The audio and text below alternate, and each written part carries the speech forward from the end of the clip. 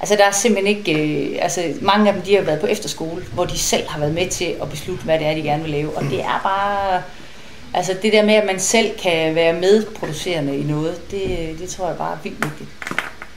Vi er et projekthus, hvor unge mennesker og unge, som meget bredt defineret, kan få en mulighed for at ligesom leve deres drømme om at lave kulturprojekter ud.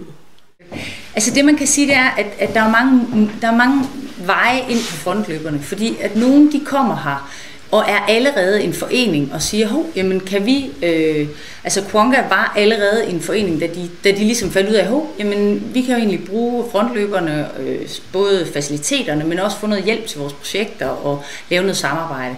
Så der er nogen, der er sådan fasttømrede foreninger. Så er der nogen, der kommer her. Jeg har lige hørt, vi har et par unge mænd, der gerne vil lave en jazzklub. De er i opstarten af at lave deres egen forening. Jamen, så får de en nøgle til huset, og så får de noget hjælp til dem. Hvordan er det, vi laver en forening? Hvordan er det, vi griber den sag ind?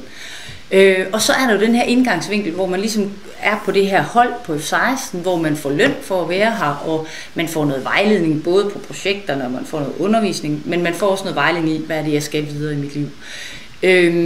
Og så er der jo dem der kommer som enkeltpersoner og er med som frivillige i et eller andet projekt, og som så måske bare bliver ved med at hænge ud her, og er med som mere sådan på frivillig basis i en eller anden mere løs tilkoblet. Så det er sådan, man kan sige, det at være frontløber, det er mange forskellige indgangsvinkler, og man kan sige, det gør jo også, at vi har, altså at brugerne af frontløberne, jamen det er jo det her vækstlagsmiljø, men aldersmæssigt, der tæller det jo fra nogen, der er 15-16 år, så op til midt i 30'erne, eller sågar helt som gamle nogen som mig, ikke? Altså der er, hvad skal man sige, det er en meget bred gruppe.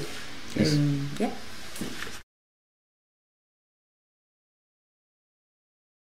Og biblioteker, altså så skulle det være lidt over forelæsninger på biblioteker.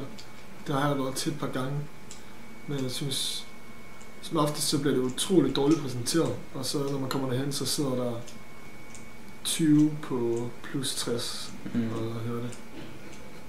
Så står der en kaffe og sådan noget.